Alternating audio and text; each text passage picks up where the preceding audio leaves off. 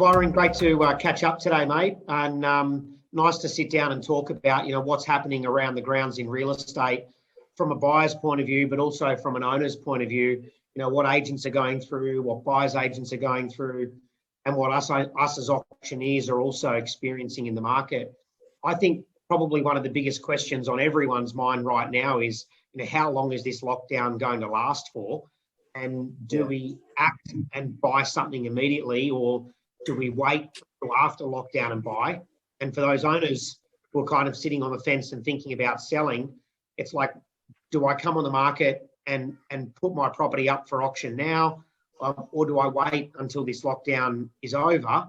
And am I going to get a better result, in 1 month or 2 months or 3 months' time? And probably the hardest question to answer, which is the first point, is like, how long is this going to last? Oh, dog in the background. Sorry, mate. Once we have a date, there will be some certainty around people's decision making. And once we have some certainty around decision making, I honestly believe whether or not that is I'm going to market, I'm going to sell, or I'm going to buy, that will start creating an atmosphere of mobilisation, and people will start to see that. Agents will feel that through their communications with their vendors. There will be more conversations happening, and equally as buyers agents, we are getting those questions. Should I be buying now, or should I wait to see what actually happens? We're running into debt. And my argument in any marketplace, no matter whether it's a lockdown, a GFC, a pandemic, whatever the situation is, if you're in the mindset of buying real estate, you buy in that time frame that you've got the mindset, right? Don't think that you're trying to time the market is going to give you the result, because invariably, most times things go against you, and you always look in the rear view mirror and saying, I wish I had. One thing's for sure is that since we've been in this lockdown, like I had a look at our auction statistics from the 27th of June, because the Saturday, the 26th of June was the last day we were able to really get out there and physically call auctions in front of people. And I know on that day I had a 26-lot subdivision out at a place called Gledswood Hills, and it was an incredible auction, all 26 properties sold. But the next day we're in the official lockdown. Since that time, we've had an auction clearance rate 79%, so just under 80. But a couple of interesting points. Our average number of registered bidders has actually increased for our online auctions, and the average price of a property selling above its reserve has also increased. So to me, it feels like the market's actually got stronger since we've been in this lockdown period. And it's kind of a bit evident from what happened in the first lockdown. Correct. The market actually gained a lot of confidence. Once we knew what we were dealing with, and certainly once we came out of that lockdown, there was a lot of confidence.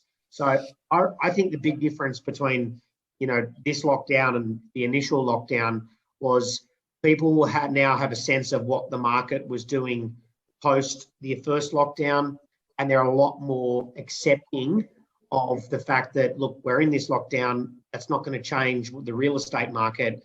In any case, what it might actually do is make the real estate market even stronger.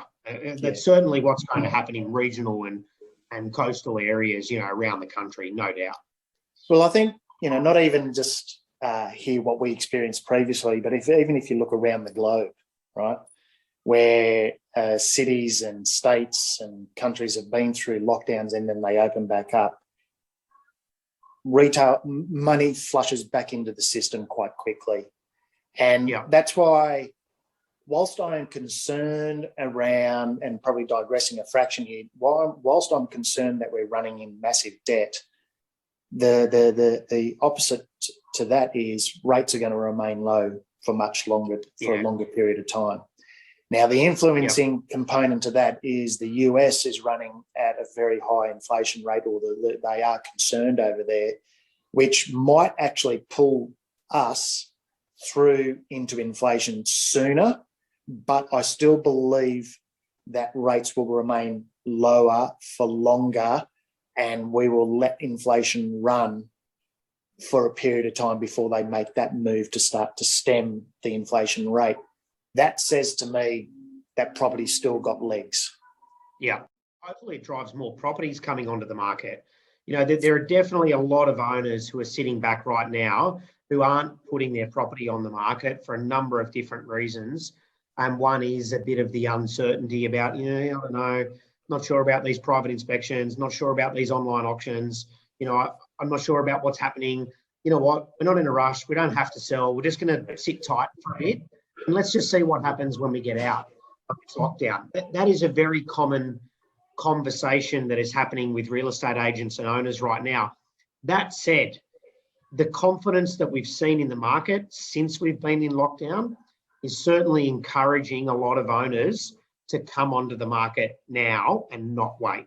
Because what a lot of agents are saying to owners now is that, well, you can wait if you want, but if you do wait, there's going to be a lot more property coming on at the same time when we get out of lockdown. So it's a little bit more advantageous to be trying to sell your property now. So for us, the online auctions are working. Properties are selling really well. You know, we've got 9 or 10 properties going up for auction tonight that are all looking competitive. And, you know, owners are well abreast with how the process works. And we are getting a lot of questions from buyers about the process on how to bid. One thing I wanted to ask you is, you know, in an online environment, it's a lot more challenging to have strategy around the way that you bid. Do you have any thoughts on, you know, process about how you step into an online auction? Because there are different platforms that different auctions and different agents are using. So you got to, it's not like you're either on site or you're in rooms. There's a lot of differences.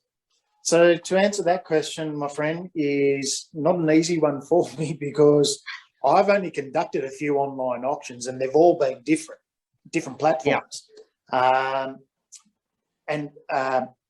Obviously bidding against yourself where visually you can see the auctioneer is one that I prefer to be engaged with as a buyer's agent on behalf of clients.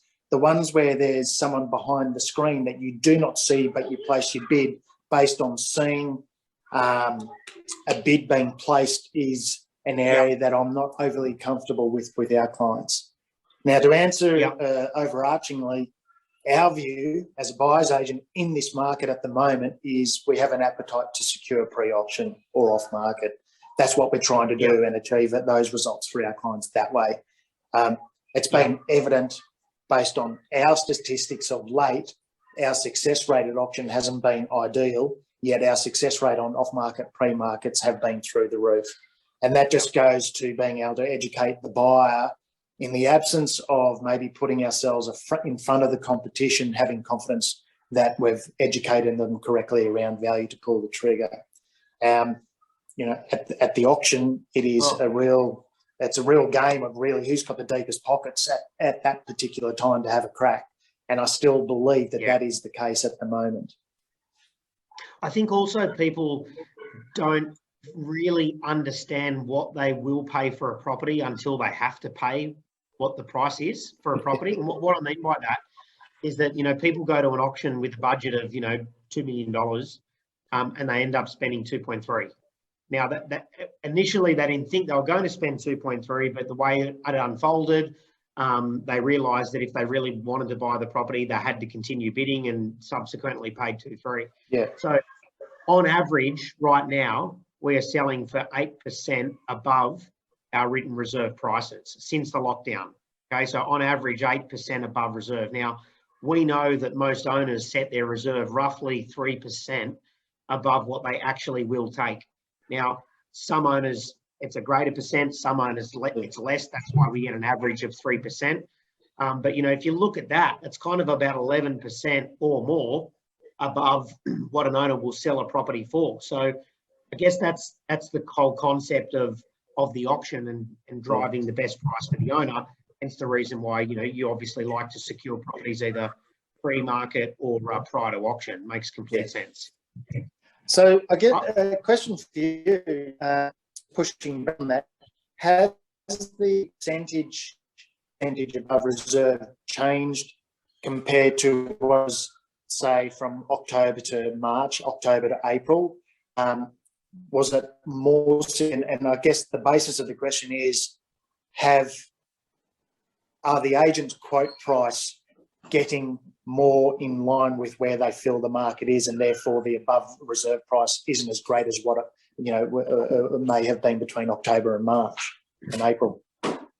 Yeah, so the volume of property that was selling above reserve, when we first got out of, the market was flying, was obviously quite high because owners' expectations were here and buyers were prepared to pay significantly more. As the owners started catching up, the reserves and the prices started getting a little bit more, I wouldn't say equal, but they were still selling above. The owners' expectations were certainly catching up. And I think what we've just seen now is that the buyers are starting to kick back into gear and start paying more. So it's probably a bit as a result of supply and demand too, Byron, where, there hasn't been a huge volume of property on the market. When we're not seeing a huge influx of listings right now, where we would have otherwise have normally been seeing that. We're taking auction bookings now for late August, starting even to think about coming into early September. So if you think about the idea about, being locked up for another 4 weeks, we're looking at auction bookings forward for, say, 5 weeks' time, late August, now early September. We're going to be looking at sort of October auctions, and there's only 3 months in spring, September, October, and November, and we may well just lose half of one of those, being half volume in September. So if that is the case, that means less property, same amount of buyers in the market, if not increasing amount of buyers in the market. I think we're in for a pretty strong little few month period here. Yeah. But I've been erring on the side of more movement in the property market and pricing when I have been advising clients on what to do. A lot of them have been saying, I feel like we should wait. And my question back is, what are you waiting for? If you're waiting for the market to take a dip, that's a risky game to play, because I think historically, when we look back in the rearview mirror, there's only going to be a handful of people who have been able to time the market to perfection. And that's, waiting for a reduction in 5-10% isn't going to happen between now and 24 months. I don't believe so. Whilst rates are low, whilst people are talking about a double dip recession and all that, that is a hard one to pin on, because we just don't know, because we've never experienced this before, other than what we experienced last year. And if we're seeing what's happening around the globe, I honestly believe that once the doors open, people get back out. I heard a story, this is going back to last year, this economist from the US, I've forgotten his name, I wish I could find the document. He said, when this pandemic is finally over, like everyone, it's in the back of everyone's head, it's almost forgotten. He said the world economies will go ballistic like you have never, ever seen before.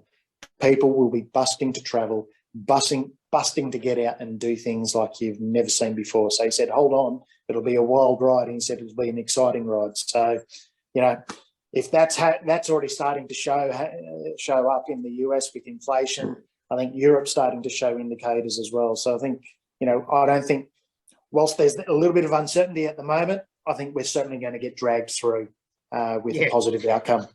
We just got to have the money in the pocket to be able to afford to go and travel, right? For putting my hand up for somebody who owns a restaurant and a wine bar in Randwick, I can tell you things aren't great. The struggle.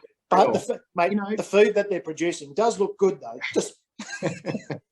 And I know you probably don't want to hear this about the hospitality industry, but Melbourne, for example, those restaurateurs down there who are husband and wife teams or in partnerships where they've had 180 days in 18 months of closure. Unbelievable. You can't survive that. I mean, there's only common sense eventually prevails in the business operator's mind to say, there's no point in me doing this, because what happens if they close me down for another 2 or 3 weeks? I've got to dig into my savings again and again and again. It's unsustainable. So I think common sense ultimately will prevail. There will be a better strategy in place. We'll learn a lot from what we've experienced over the last 12, 18 months. And hopefully our government and governments will have a better understanding on how we can actually manage this through in order to keep businesses thriving. But underlying, I still believe, and I said it before, that once the lockdown ends, people will mobilise, people will bust out, they'll get out spending, and again, getting back into real estate, that'll certainly get flying again. Yep. The old statement of safe as houses, hey? I've used it a few times lately. I think there was a wise person that once said, "Don't wait to buy real estate and wait." I think it's a pretty fair comment. Correct. Statement. Correct. Yeah. Correct. Anyway, good mate, stuff. good to chat, and likewise. Great to get your insights on the market and how things are tracking, and your advice to buyers right now, and good to get an understanding of how the auction market's playing out. So yeah, I really appreciate your time. Pleasure. I'll put on a suit next time. I don't even had a shave for you and everything.